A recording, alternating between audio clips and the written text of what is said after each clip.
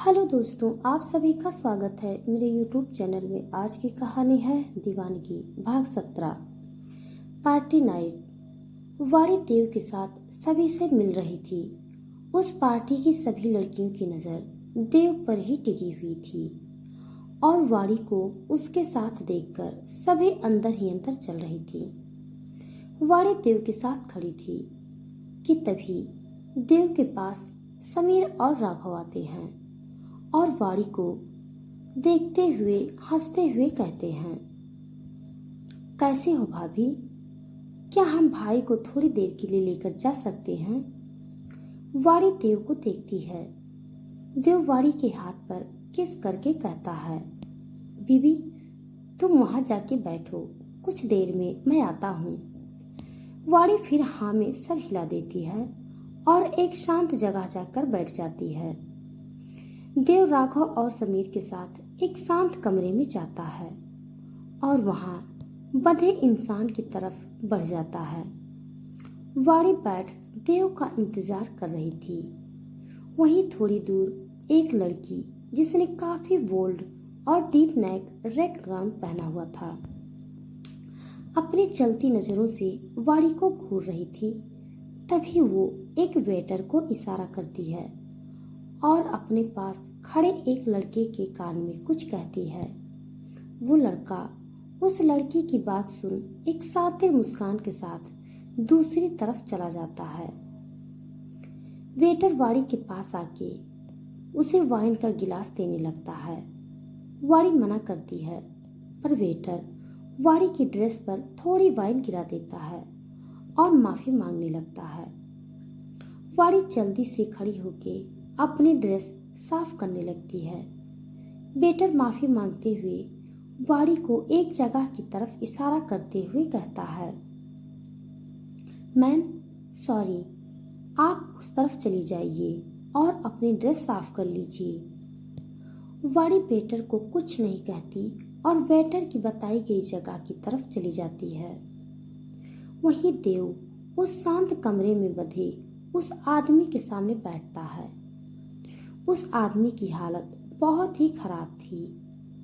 देव उसे देख अपनी ठंडी आवाज में कहता है, सिर्फ एक बार पूछूंगा, किसने भेजा था तुझे और क्यों? वो आदमी देव की आवाज से अंदर तक कांप जाता है और हकलाते हुए कहता है, मुझे बलवंत राणा ने भेजा था आप पर नजर रखने के लिए, ताकि मैं आपकी सारी इंफॉर्मेशन उनको दे सकूं। समीर बलवंत राणा का नाम सुन कहता है, ये तो वही है ना, उज्जैन का डॉन। ये क्यों देव के बारे में इतना इंफॉर्मेशन निकाल रहा है?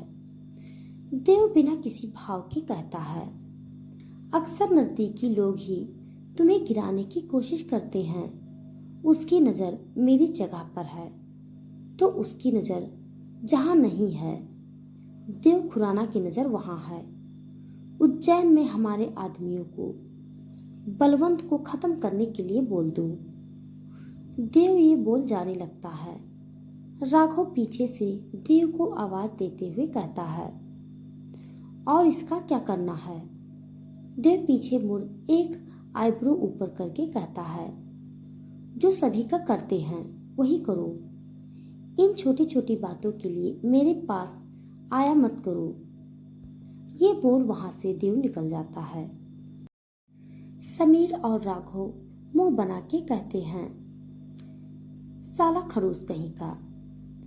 वाड़ी अपनी ड्रेस साफ करने उस जगह आती है जो उसे उस वेटर ने बताई थी। वो वहां आके देखती है तो वहां कोई नहीं था। उस जगह बस एक स्विमिंग पूल था और वो जगह बहुत शांत थी।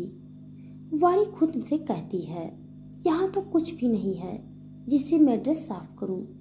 शायद उस वेटर ने मुझे गलत जगह बता दी। वाड़ी पीछे मुड़ जाने लगती है कि तभी कोई उसका हाथ पकड़ उसे अपनी तरफ खींचता है। वाड़ी डर से सामने देखती है तो एक लड़का उसके सामने खड़े होकर मुस्कुरा रहा था। वाड़ी उसे अपना हाथ छुड़ाकर गुस्से में कहती है, ये क्या बदतमीजी है, कौन हो तुम? वो लड़का हंसते हुए कहता है, अरे जान, इतने नखरे क्यों कर रही हो? पास आओ, वादा करता हूँ तुम्हें निराश नहीं करूँगा। वाड़ी उस लड़के को खींच के थप्पड़ मारती है। वो लड़का अपने गाल पे हाथ रख गुस्से से वाड़ी को देखते हुए कहता है, तेरी इतनी औकात कि तूने विक्की शाह पे हाथ उठाया? ये बोल वो जोर से वाड़ी को थप्पड़ मारता है और उसे वहां पड़े बेंच पर धक्का दे देता है और उसके ऊपर आके उसे किस करने की कोशिश करने लगता है। देव पार्टी में आके वाड़ी को हर तरफ ढूंढने लगता है। देव वाड़ी को ढूंढ ही रहा था कि उसके पास वही लड़की आती है जिसने विक्की के कान में कुछ कहा था। वो लड़की देव के कंधे पे बहुत ही अजीब तरह से हाथ रख अपने अट्रैक्टिव वॉइस में कहती है, हेलो मिस्टर देव खुराना, मैं सनाया बजाज, आपसे मिलके बहुत खुशी हुई मुझे। देव सनाया की बात इग्नोर कर पार्टी में अपनी नजरें इधर उधर करते हुए वाड़ी को ढूंढने की कोशिश कर रहा था। सनाया देव को खुद को इग्नोर करता देख गुस्से से अपनी मुट्ठी कस लेती है और झूठी मुस्कान के साथ देव को देखकर कहती है, लगता है आप किसी को ढूंढ रहे हैं। देव सनाया को देखता है और उसे इग्नोर कर वहां से जाने लगता है। तभी देव का एक बॉडीगार्ड भागते हुए आता है और देव के आगे हाथ बांधकर कहता है, बॉस, मैंने अभी सीसीटीवी फुटेज चेक की है, मैम स्विमिंग एरिया की तरफ गई हैं। देव ये सुन जल्दी से स्विमिंग एरिया की तरफ बढ़ जाता है। वाड़ी विक्की को अपने आप से दूर कर धक्का देती है और तेजी से भागने लगती है। विक्की वाड़ी को पकड़ फिर से एक जोर से थप्पड़ मारता है जिसे वाड़ी का सर एक टेबल से टकरा जाता है और वहां से थोड़ा खून निकलने लगता है। विक्की वाड़ी की तरफ बढ़ता है। वाड़ी डर से पीछे होने लगती है। विक्की जैसे ही वाड़ी की तरफ हाथ बढ़ाता है, उसके सीने पर एक जोरदार लात पड़ती है जिसे वो दूर जाके गिरता है। वाड़ी देव को देख उसके सीने से लग जोर जोर से रोने लगती है।